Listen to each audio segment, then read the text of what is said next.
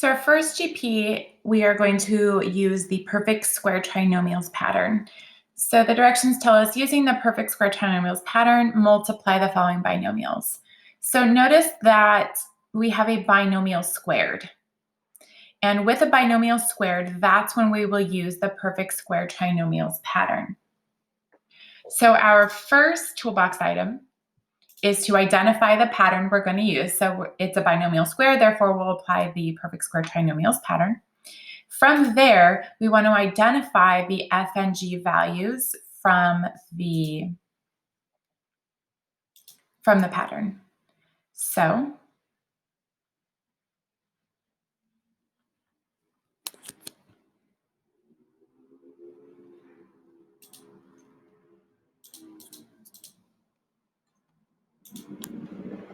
within the binomial, the x is in place of the f, and the 7 is in place of the g.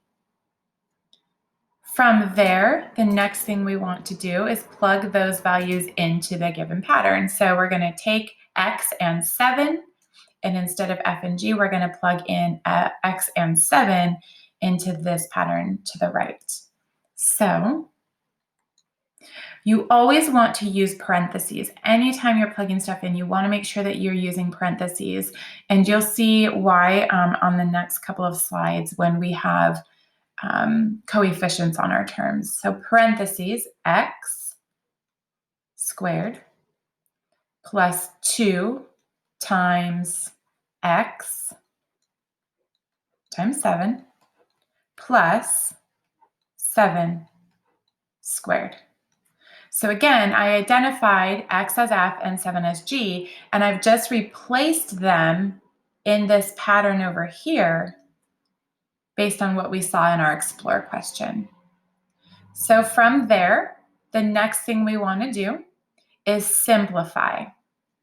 So we're going to take these, we're going to get rid of those parentheses by simplifying. So x to the second power is simply x to the second power.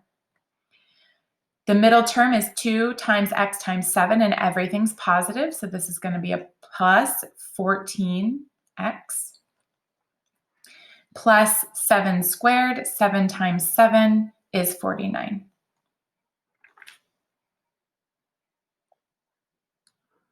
So this is using the perfect square trinomials pattern to square our binomial. So let's take a look at another one.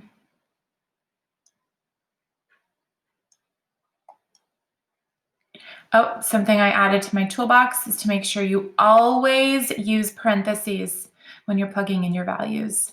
Definitely want to make sure you're always using parentheses. Okay, so for B, now notice my toolbox is exactly the same. This is all part of the same GP, so we don't have to rewrite the same steps every time. If there's something new that pops up with a B or a C, then you'll definitely want to add that to the toolbox. But for this one, your steps are exactly the same. So again, we want to determine the pattern. So this is still a binomial squared. We're still using the perfect squares trinomials pattern. So identify your f and g. Well, in this case, our f term is 5x,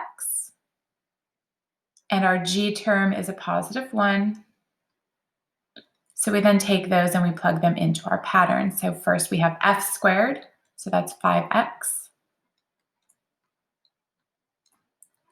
plus 2 times f times g, so 2 times 5x times 1,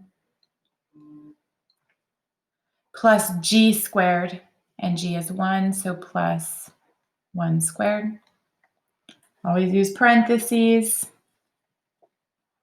And from there, we simplify 5x to the second power. Now, this is where students have the tendency to go a little awry because this is 5x times 5x. You have to remember that you have to expand this. So 5x times 5x actually gives us 25x squared. So be really, really careful when you have a coefficient on that term from the binomial. And that's what I was referring to in the last slide where I said in the next slides, when we have a coefficient, that's where it's extremely important for us to use parentheses to make sure that we're properly multiplying this out. So we have 25x squared, And this is 2 times 5x times 1. Everything's positive, so that's going to give us plus 10x.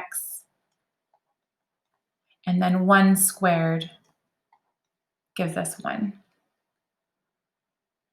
That's 1 squared is 1 times 1. So that is, again, using our perfect squares trinomial pattern.